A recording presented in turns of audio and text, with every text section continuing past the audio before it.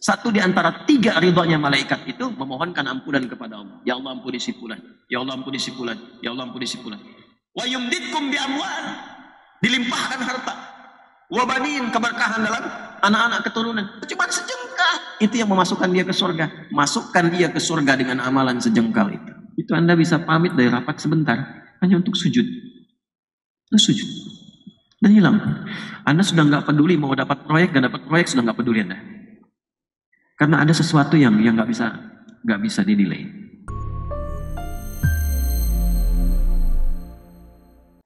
Hadisnya riwayat Ibnu Majah. Sudah dari sahabat Abu Darda radhiyallahu taala anhu dari Nabi sallallahu alaihi wasallam. Saya bacakan langsung. Qala Rasulullah sallallahu alaihi wasallam, "Man salaka tariqan yaltamisu fihi 'ilma, sahhala Allahu lahu tariqan ilal jannah. Wa innal malaikata la tad'u ajnihataha ridan li talibil 'ilmi.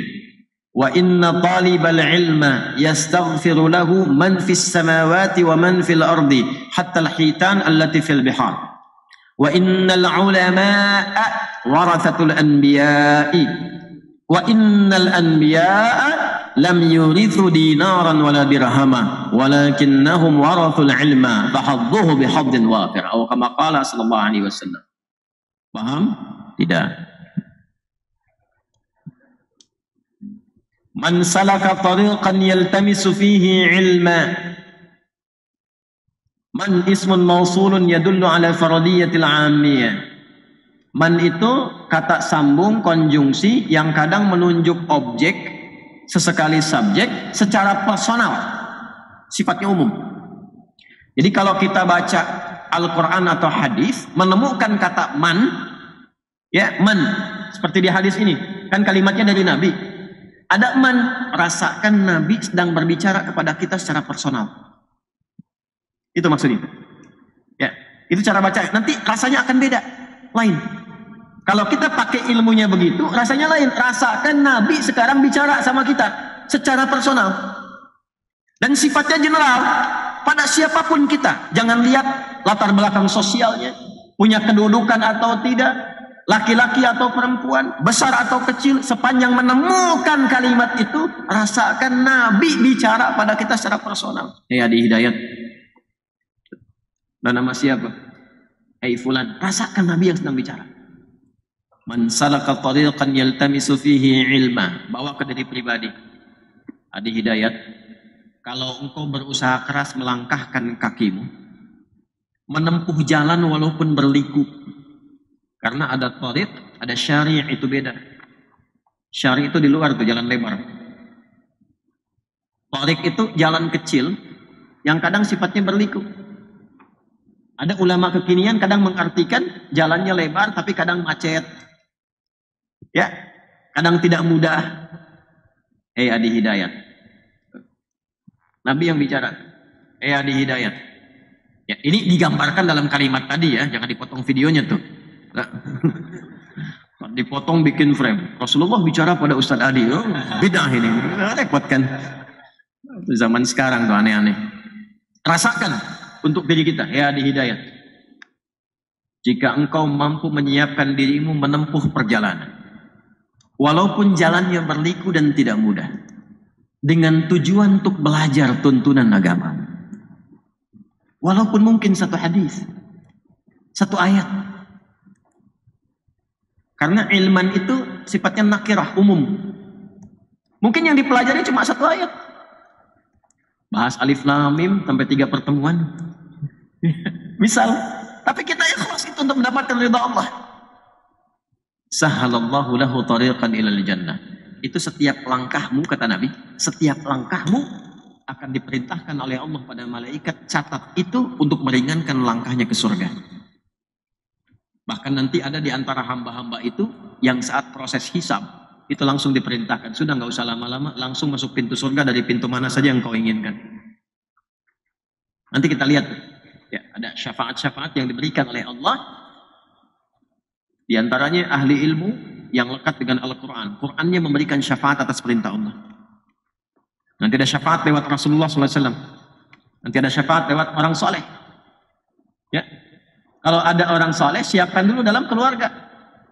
Jangan jauh-jauh dulu. Masa dari 5 itu nggak ada satu yang hafal Quran? Di keluarga ada berapa orang? Kenapa nggak disiapkan satu untuk jadi ahli syafaat? Itu ada di Quran surah ke-13 ayat 23 sampai 24. Jannatu adni yadkhulunaha wa man salaha min abaihim wa azwajihim wa dzurriyyatihim. Ada di keluarga itu yang menyiapkan satu anggota keluarganya untuk menjadi perwakilan terhormat di akhirat, kata Allah. Ini dilakukan di Gaza sejak 2010. Saya ketemu dengan orang-orang Gaza, datang ke sini, kita bertemu, terus cerita. Di Gaza itu 2010 sudah ada program, semua rumah yang ada di situ mesti berusaha mendidik satu perwakilan di anggota rumahnya menjadi ahli Quran. Setiap rumah. Dan itu sudah sampai 95%. Ya. Artinya kalau ada 100 rumah, 95-nya itu sudah ada ahli Quran semua. 5-nya ya 25 juz, 20 juz dan sebagainya. Gitu. Nah, kalau bisa disiapkan dengan yang demikian, ada orang soleh disiapkan di dalamnya. Disiapkan. Pebisnis, siapkan supaya bisnisnya maju, bisa jadi ahli sedekah. Ada orang yang ahli tahajud, didik di keluarga. Ahli Quran, didik. Ahli ilmu, didik. Apa yang terjadi? Di akhirat yang disiapkan ini dipanggil oleh Allah. Gandeng bapak ibumu yang soleh. Gandeng pasangan. Ya. Kalau yang belum nikah, meninggal, disiapkan bidadari itu. Pasangan mamit. Keluargamu, anak cucumu, bawa. Itu jadi syafaat untuk keluarganya. Saking tingginya syafaat itu, saking tingginya, itu diperintahkan malaikat semua berbaris di depan pintu surga. Wal malaikatu yadkhuluna 'alaihim min kulli bab. Salamun 'alaikum bima sabartum fa ni'ma 'uqbad dar.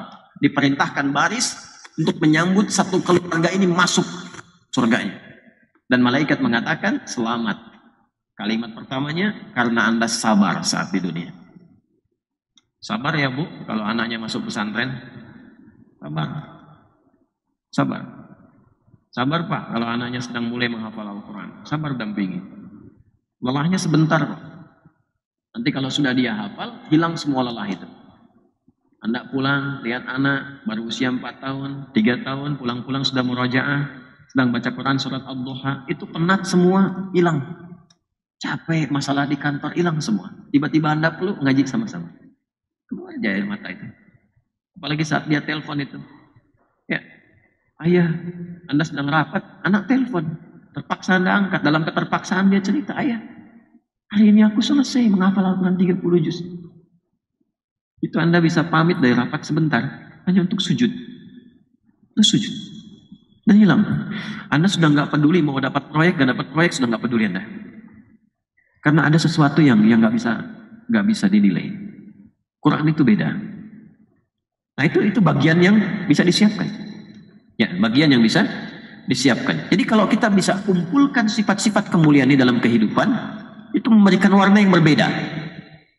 Nah, balik ke sini, maka dari 3 bagian yang tadi disebutkan, riwayat apa? Hadisnya menyampaikan tadi, jika kita secara personal menyiapkan diri untuk menempuh langkah dan jalan walaupun berliku, itu punya nilai di hadapan Allah. Paling rendahnya kalau benar itu, catat malaikat untuk meringankan langkahnya ke surga. Tingkat tertingginya di syafaat dia untuk keluarganya. Jadi majlis ilmu itu bukan hal yang biasa Pak, istimewa. Istimewa. Tadi saya dengar di belakang itu pengumumannya, Masya Allah, Al-Azhar menyiapkan tiap hari. Susah kita ngelesnya di hari kiamat tuh. Ya, saya nggak bisa hari Senin, Selasa ada. Selasa sibuk, Rabu ada. Ya, Rabu sibuk, Kamis ada. Kamis sibuk, masa nggak bisa Jumatan? Jumat sibuk, Sabtu penuh. Sabtu sibuk, Ahad ada. Saya bisa jam 1 malam, ya udah sama kuntilanak tuh ngaji. Mau tengah malam ada mabit. Mau sore ada tilawah, mau pagi ada kajian. Dan ketika semua dibentangkan, bahkan rumahnya dekat dari sini, belum sempat untuk belajar, dengan cara apa lagi mesti difasilitasi? Sahabat-sahabat itu, ya Allah, kalau sudah waktunya majlis Nabi, itu jadikan prioritas oleh mereka. Jadi menariknya gini, nyusun schedule kerja itu disesuaikan dengan majlisnya Nabi. Ngambil cutinya lah kalau kita tuh begitu tuh. Ya. Antum ngambil cuti kan ada kesempatan 12 sampai 14 hari itu. Bisa nggak diatur tuh? Ya selain liburnya. Atau di masa liburnya itu bisa nggak nyari jadwal sekejap saja? Bisa mampir. Karena istimewa. Tingkat tertingginya syafaat akhir hari kiamat. Tingkat tertingginya. Yang paling rendahnya merubah keadaan kita jadi lebih baik. Minimal bisa taubat. Minimal bisa taubat. Ya. Itu paling menarik. Karena kalimat hadisnya, man salaka tariqan yaltamisu fihi ilman sahhalallahu lahu tariqan ilal jannah. Wa innal malaikata la tada'u ajnihataha ridan li talibil ilmi. Kalau benar diniatkan, itu Allah perintahkan malaikat sejak dia berangkat ke majelis ilmu. Bentangkan sayapmu, ridhoi dia sejak dia berangkat. Jadi saat berangkat dari rumah itu jangan dikira sendirian. Walaupun Anda single, tapi malaikatnya mungkin double. Bentangkan sayapnya. Dan beruntungnya kita malaikat diciptakan goib, tidak kelihatan. Kalau kelihatan mungkin nggak jadi kan? Bapak siapa? Malaikat maut. Balik lagi. Ya, dibentangkan. Dan kalau malaikat sudah bentangkan sayapnya, itu tandanya 3. 1, memohonkan ampunan kepada Allah bagi penuntut ilmu itu sepanjang jalannya. Ya, awas sepanjang 2 syarat ketentuan yang lainnya terpenuhi. Syarat ketentuan berlaku, ingat. Ya, nanti ada ketentuan berikutnya yang 2 tadi. Saya baru bahas yang pertama kan. Ini riwayatnya. Jadi kenapa tadi ada kalimat Umar, bisa-bisanya kok orang mendengar kalimat ulama atau alim itu 1 orang, ulama banyak. Dia mendengar kok bisa tersadar, pulang dosanya diampuni. Ya. Nah, lebih di atas itu orang yang punya niat untuk belajar diapresiasi lebih. Kata Nabi, malaikat diperintahkan bentangkan sayapmu, berikan ridha kepadanya. 1 di antara 3 ridhonya malaikat itu memohonkan ampunan kepada Allah. Ya Allah ampuni si fulan. Ya Allah ampuni si fulan. Ya Allah ampuni si fulan. Itu yang terjadi pada pembunuh 100 orang itu. Kan kisahnya viral kan? Sampai diungkit kembali di era Nabi SAW. Dan ada inspirasi dengan turunnya Quran surah keempat ayat 100 itu. Quran surah keempat An-Nisa ayat 100. Link di sebelah bawah itu di mushaf. وَمَنْ يُهَاجِرْ فِي سَبِيلِ اللَّهِ يَجِدْ فِي الْأَرْضِ مُرَاغَمًا كَثِيرًا وَسَعًا وَمَنْ يَخْرُجْ مِنْ بَيْتِهِ itu. Yang di sini manzil, yang di Quran bait. وَمَنْ يَخْرُجْ مِنْ بَيْتِهِ مُهَاجِرًا إِلَى اللَّهِ وَالرَّسُولِ. Perhatikan, ثُمَّ يُدْرِكْهُ الْمَوْتِ فَقَدْ وَقَعَ أَجْرُهُ عَلَى اللَّهِ. Siapa yang ingin merubah dirinya menjadi lebih baik, kata Allah, hijrah. Hijrah itu berubah menjadi lebih baik. Tidak mesti pindah tempat. Kecuali di tempat itu kondisinya tidak kondusif menjadikan dia lebih baik. Mau ngaji susah, mau sholat susah, pindah tempat. Tapi kalau di tempat itu sudah baik, cuman pribadinya kurang baik. Masjid dekat rumah, rumah nempel ke masjid misalnya. Atau dekat tapi belum terdorong untuk memakmurkan. Satu kali terdengar, sayup-sayup ceramah keutamaan masjid, pengen merubah diri, berangkat kita. Tapi yang paling menarik, begitu berangkat, baru pengen merubah jadi lebih baik. Baru dihitung tuh langkahnya. 1, 2, 3, 4 dihitung. Tiba-tiba meninggal. Itu langkahnya, jadi hitungan di sisi Allah. Jadi baru berniat untuk merubah itu sudah dihitung taubat tak? Bu. Nah langkah yang kita tapakkan itu, setiap langkahnya menggugurkan dosa. Dari taubat yang kita isi itu. Makanya kalau mau berangkat ke majelis ilmu, diisi di jalan, banyakin istighfar. Apalagi kajian subuh. Karena berangkatnya kajian subuh itu pasti sebelum subuh. Kalau habis subuh ketinggalan. Masih sebelum subuh kan? Nah waktu singkat sebelum subuh itu disebut sahar namanya. Sahar, jamaknya ashar. Amalan sunnah di waktu ashar itu istighfar. Tahu dari mana? Quran surah 51 ayat 18. Ad-Dhariyat ayat 18. Wabil ashari hum yastaghfirun. Orang yang rajin istighfar menjelang subuh diberikan 4 keutamaan. Catat ini ya. 4 keutamaan. Dan 4 ini nanti ada di surah Ali Imran. Di ayat ke-17. Begitu masuk 16-17 ada temukan ayat ini. Sudah? Satu, ditambahkan kesabaran. Sudah? Tambahkan kesabaran. Jadi orang yang sering istighfar, khususnya di waktu subuh, itu cenderung hatinya lebih lapang. Mudah mengatasi berbagai persoalan karena kesabarannya ditambah oleh Allah. As-sabirina. Dua, merubah ia menjadi pribadi yang lebih jujur. As-sadiqina. Tiga, menambah kekhusyuan dalam semua proses ibadah. Wal qanitina. Kalau salat makin khusyuk, orang istighfar itu makin khusyuk salat. Makanya kan ada ulama juga membimbing sebelum salat istighfar gitu kan? Ada ya? Ada salat istighfar. Orang yang membiasakan istighfar sudah terlatih. Itu begitu dipakai ibadah, istighfar itu membantu ia lebih khusyuk dalam ibadah. Yang keempat, wal munfiqina, bertambah harta. Hartanya makin nambah. Bisnis lancar. Pekerjaan lancar. Rizki melimpah. Tapi berkah. Nabi Nuh saat meminta umatnya kembali kepada Allah itu ngajarin istighfar. Coba buka surat Nuh ayat 10. Faqultu astaghfiru rabbakum innahu kana ghaffar. Maka aku katakan pada umatku, perbanyak istighfar. Balik, taubat, istighfar. Rabbu pasti punya sifat mengampuni, ghafar. Jadi ada ghafir, ada ghafar, ada ghafur. Kalau dosanya masih kecil-kecil, tapi ingat, walaupun kecil tetap dosa. Ya. Pengampunnya disebut ghafir. Kalau sudah mau naik levelnya, naik nih, makin besar, ghafar. Makin besar lagi, ghafur. Jelas? Nah, begitu Nabi Nuh mengatakan faqultu astaghfiru rabbakum innahu kana ghaffara, artinya dosa umatnya itu bukan dosa biasa. Levelnya naik. Tapi apa yang terjadi? Yursilis samaa 'alaikum midrara wa yumdidkum bi amwali wa banin. Semakin rajin istighfar, yang sulit dibuka oleh Allah. Air hujan turun mudah. Orang rajin istighfar itu Masya Allah, dibuka ya Allah. Sudah lama gersang ya Allah, minta hujan.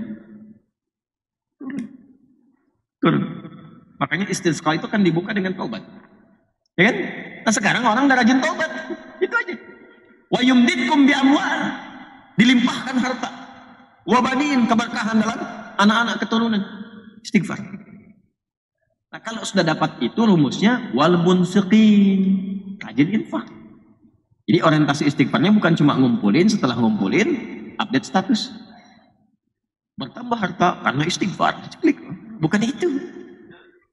Nah, orang yang rajin istighfar di waktu subuh punya 4 keutamaan tadi. As-sabirina was-sadiqina wal-qanitina wal-munfiqina wal-mustaghfirina bil ashar. Lalulah dia menyaksikan keagungan Allah. Syahidallah. Ya. Syahidallah. Dia menyaksikan keagungan Allah. Annahu la ilaha illa. Yang tahu keagungan Allah itu Allah sendiri, para malaikat, dan orang-orang yang punya ilmu dari kalangan beriman. Setelah paham itu ngerti, maka ma'rifatullah, lahirlah pengetahuan yang dalam tentang Allah. Jadi semua dikerjakan karena Allah. Kalau sudah semua karena Allah, berubah sifatnya menjadi ihsan. Ihsan. Namanya muhsin.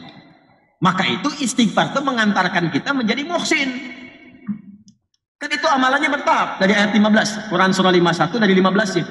Sampai ke 18. Innal muttaqina fi jannatin wa 'uyun akhidina ma atahum rabbuhum innahum kanu qabla dhalika muhsinin. Ada sebagian orang takwa yang akan mendapatkan tempat tinggal di taman surga, tempat terindah di surganya.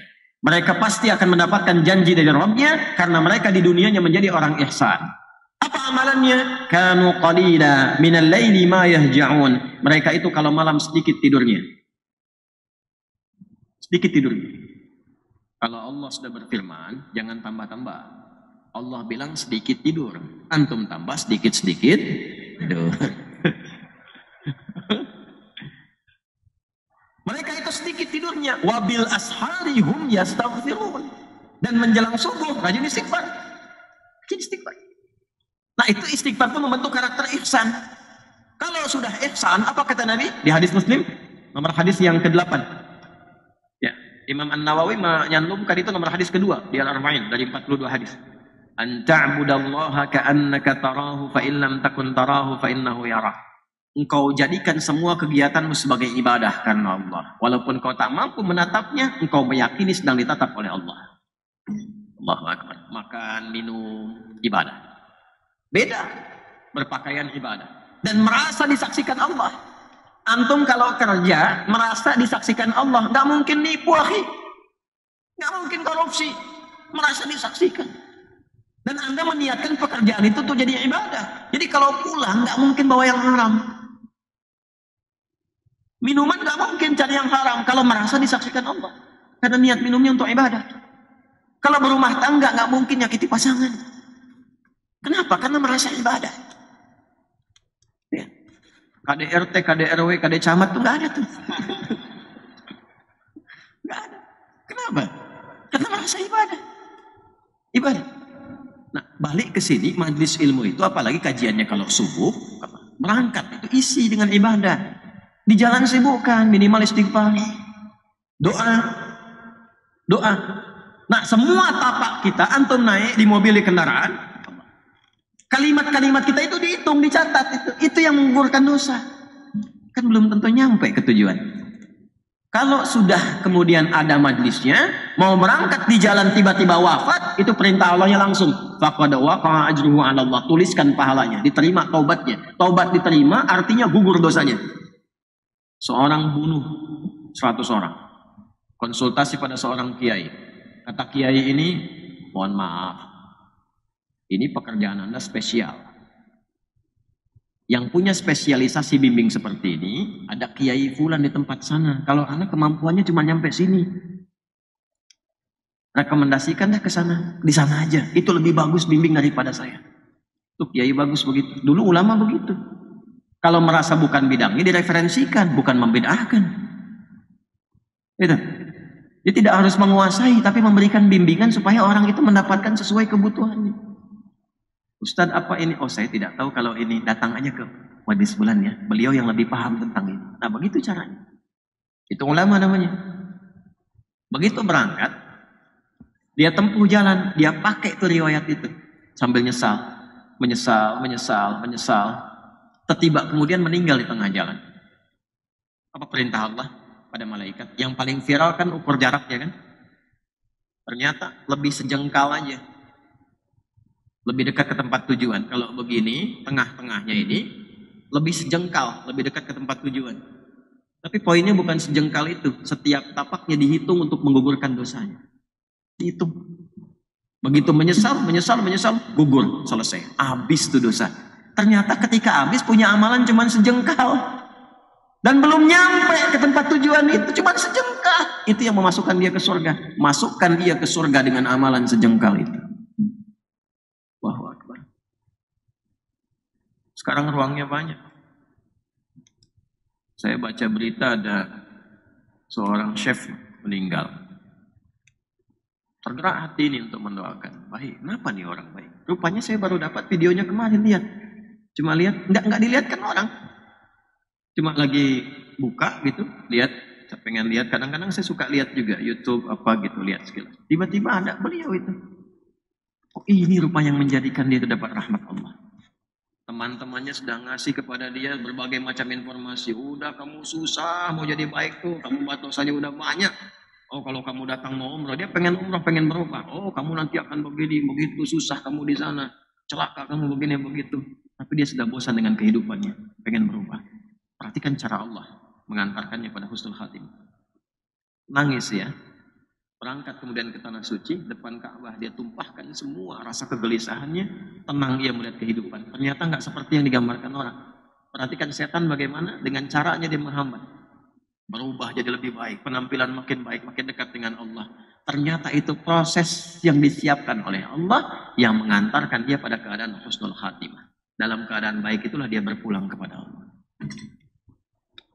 Orang tuh nggak baca cerita ini, yang taunya cuman seorang chef meninggal selesai. Nggak mudah. Nah kalau ada orang datang ke majlis ilmu yang memohonkan ampunan itu bukan cuma malaikat. Allah perintahkan man fis samawati wa man fil ardi hatta al hitan allati fil bihar. Sampai hewan laut tuh mintakan ampunan. Diperintahkan oleh Allah. Hei, kamu tasbihnya robah sekarang. Mintakan ampun untuk si fulan yang datang ke majelis ilmu si fulan. Hewan laut, gak percaya nyelam sana ke laut. Ya, diungkap. Kan semua bertasbih. Pohon bertasbih. Hewan bertasbih. Ada tasbihnya sendiri. Nah khusus untuk penuntut ilmu, itu saat bersamaan dia berangkat diperintahkan oleh Allah. Kun fayakun, jadi maka jadi. Mintakan ampunan untuk si fulan. Semua mintakan ampunan. Ya. Di kita itu lengkap, hewan aja ada tafsirnya. Nabi Yunus ditelannya ikan apa? Bagaimana hewan itu bisa nelan, sedangkan yang ditelan masih hidup? Kalau nggak diperintahkan dengan kuasa Allah, nggak mungkin terjadi. Semua ada babnya. Mimpi aja ada babnya. Di kita mimpi aja ada babnya. Nah, maka kalau sudah ditampakkan dengan hasil begitu, belum iman juga dengan cara apa lagi? Nah riwayatnya sudah ada ini. Jadi Umar bin Khattab memberikan kalimat informasi ini berdasarkan riwayat. Makanya disebut dari termasuk golongan Khulafaur Rasyidin. Pemimpin yang diberikan hidayah, petunjuk melalui lisan Nabi. Ikuti nih jejak langkahnya. Ikuti jejak langkahnya. Ya. Jelas? Oke, ini kualifikasi pertama. Jadi dalilnya sudah ada. Ayat Qur'annya sudah, hadisnya sudah. Artinya apa? Berangkat ke majelis ilmu, menemui ulama-ulama yang benar sifatnya, benar keadaannya, itu bukan hanya mengantarkan kita mendapatkan tambahan pengetahuan, tetapi dalam saat yang bersamaan berpotensi menggugurkan dosa dan merubah kita menjadi pribadi yang lebih baik.